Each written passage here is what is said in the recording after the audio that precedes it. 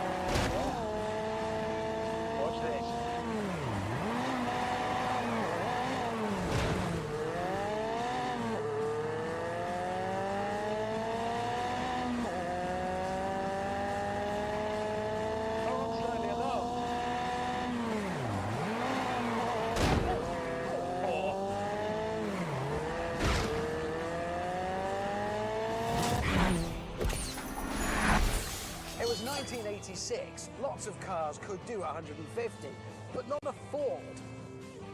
That was madness. BMW and Mercedes could not believe it. This was the gardener coming into the parlour and kicking the Baron's teeth out.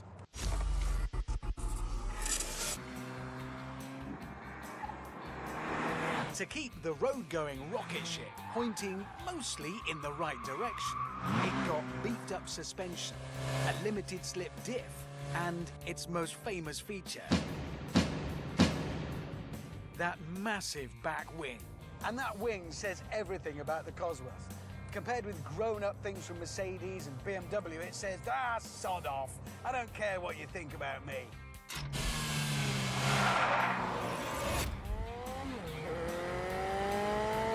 We're off.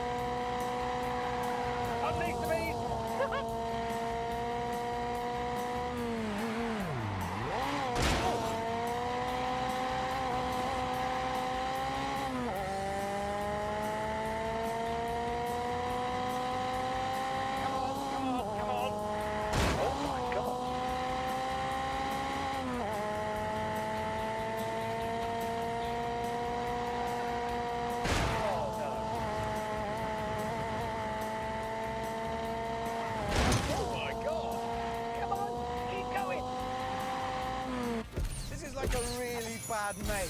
You know, the one you absolutely love, but nobody appreciates you hanging around with him.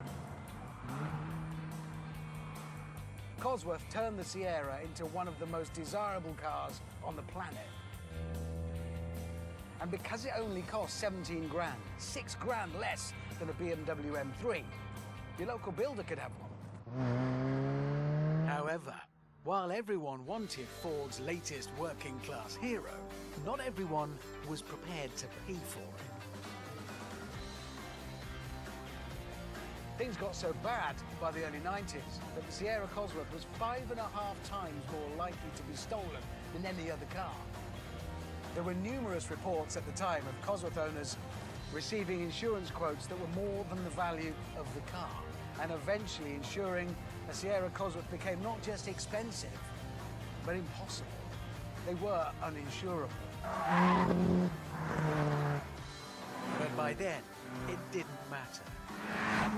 The Sierra Cosworth had done its job, just as the Lotus Cortina had done 25 years earlier, by making an ordinary family saloon seem impossibly cool.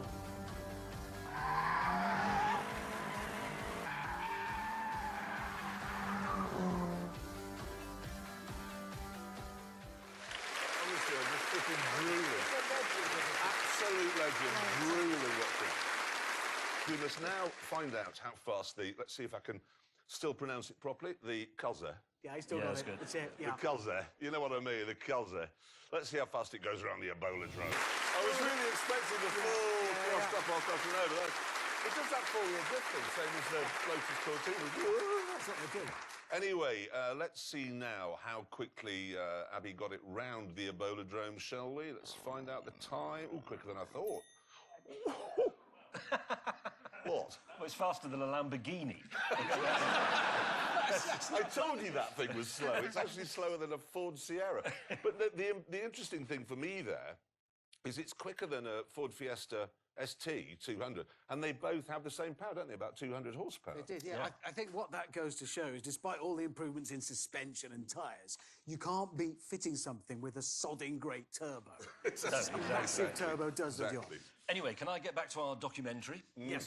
Because in 1993, Ford stopped making the Sierra and decided instead to export the idea that had revolutionised Britain to the whole world.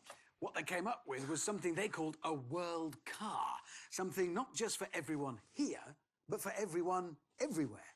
They called it the Mondeo, and it achieves something that no car in history has ever managed. Over the years, Richard, James and I have driven almost every car ever made.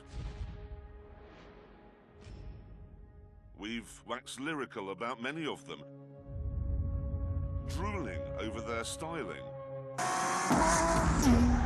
or their handling.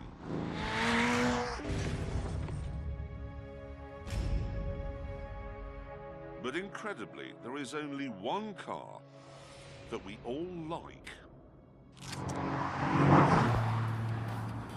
This one, the Mondeo ST Estate.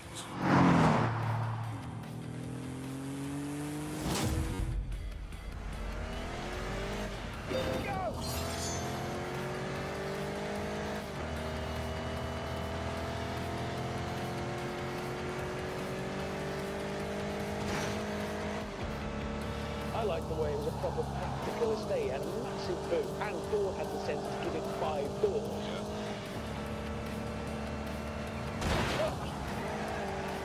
You know what I liked? It's the first version, but it was still comfortable. These seats were great. It still rides properly. It doesn't make terrible racket. It's just civilised. I like the speed. Oh, then scrap. Rubbish. Ow. Oh, my God.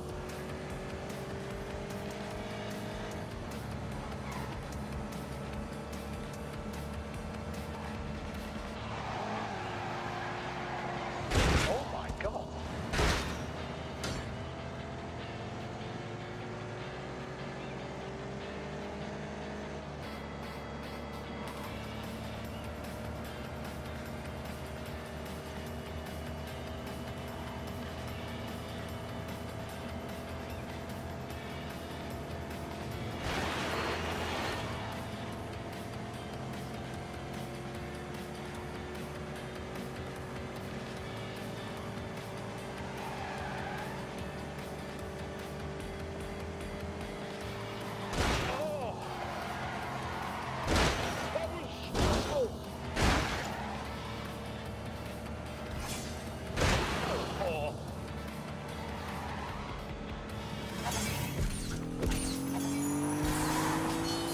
V6 engine, 200 horsepower, 0-67 seconds, top speed 150. It didn't look it, but this was as quick as a Cosworth. And when they turned it into the ST220 in 2002, it looked right as well. They should have sold these by the million. But there was a problem. This. The first so-called MPV, the Toyota Picnic. In 1996, when it was first introduced, we laughed at it because it seemed so stupid. I mean, why name a car after something you might do in it? Picnic. No, they didn't have a Toyota dentist, did they? The Honda pop to the shops. It's just an ordinary act. It's not even exciting. The Volkswagen dogging. It's just a naff thing to do. And the MPVs kept coming, and leasing a Mercedes got cheaper, and the effect on Ford was astonishing. In 1994, they sold 127,000 Mondeos in Britain. In 2017, that was down to 12,000. In America, things are so bad, the Mondeo will be pulled from the showrooms this year.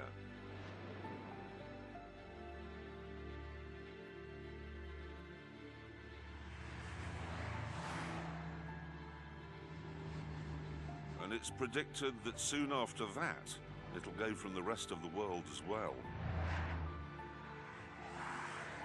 And when that happens, Britain will have lost much more than just a car.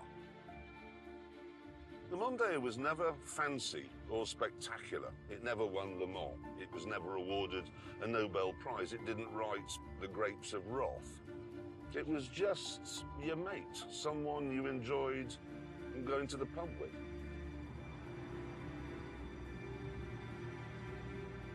And here's the thing, when someone fancy or spectacular like, say, Mick Jagger dies, it'll be sad.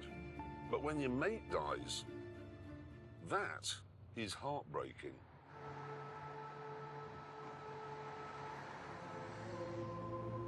So, to give this car the send-off it deserves, we've booked Lincoln Cathedral.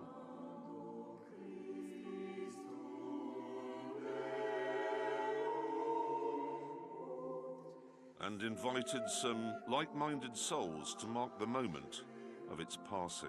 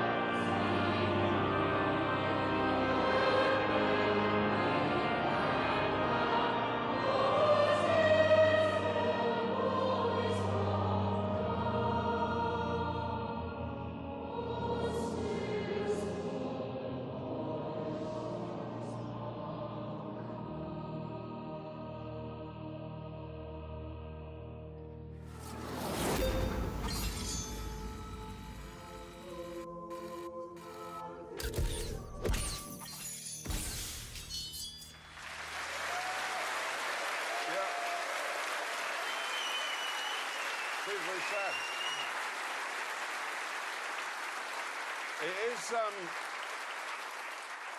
It's very sad, and it's not the only British motoring institution that's coming to an end. We are. This is not just the last in the series. I mean, sorry, it's the show as you know it is actually ending with, you know, the track, audience, us three, and really badly fitting jackets every week. Well, this is the last one. It is. It is. And it's sad, but we have been doing it together for 17 years. Going back in my head, there's the cow on the Camaro. Yeah. The indestructible Toyota. Yeah. Oliver. Yeah. Beach buggies across the dunes. Yeah. I mean, that was... Driving down that ski, I was in there, driving down the ski slope in Colorado. That was one of the best things I've ever done. It's all been epic. Don't stop. What? Don't stop. Carry on. Well,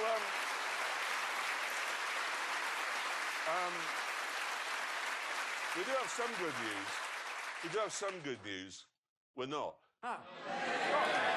We're not stopping. We can't. We'd have to get jobs. No, we're not actually stopping. No, I mean, the truth is, Amazon loves us. We love Amazon, so we'll carry on a bit. Yeah, we'll stick around. The thing is, as I said, the show as you know it is ending, and that's very upsetting for us. You know, the audience and the, you know, and this sort of thing and the track. But who'd like to see us doing more big adventures?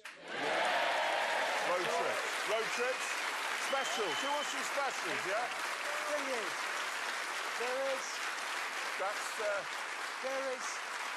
Thank you. There's still so much of the world we haven't been to. So many people I haven't insulted. So, there are so many cars he hasn't crashed. Yeah, exactly. So, although this is gone, the Grand Tour goes on. It goes on. It goes on. We are going to need walking sticks and nappers. No, we are. We are. So while it's not goodbye from us, it is goodbye from this. Anyone want to buy a tent? See you. Take care. soon. Take care.